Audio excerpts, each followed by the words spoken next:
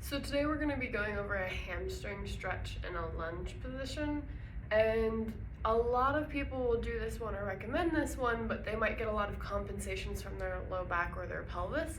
So I really want you to focus on what these bones are also doing in this position so that you can actually get the hamstring, because there are a number of ways to stretch the hamstring, but remember, if it's attaching at the base of the pelvis here at the esophageal tuberosity, this anterior posterior pelvic tilt will impact that stretch. And to stretch the hamstring more appropriately, we actually want a more neutral pelvis or even a little bit of an anterior tilt to really approach this proximal attachment.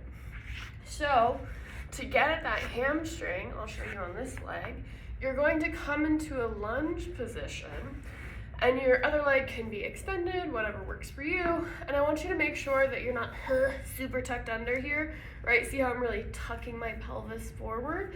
Think about actually lengthening through the spine, because that'll put more load on the hamstring. Use blocks to support yourself, and then you just stretch that leg out in front. And here, I'll move over so you can see a bit better.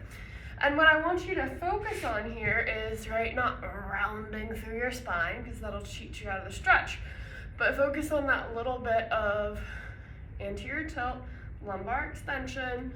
So notice that I'm really lengthening through my back here, and I'm getting more of a stretch in my hamstring. You can even see how when I change the position of my spine, my leg moves. From here, you can focus on rotating the foot, doing little micro bends, but I want you to think about maintaining this stretch position. You can really sort of be more upright. And some people will be like, yes, you can lean forward to intensify the stretch, which is true, but only if you're maintaining that extension through the lumbar spine.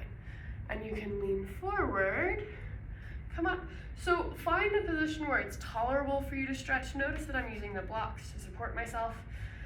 This can be a split training position, or I can literally bring this leg back here forward.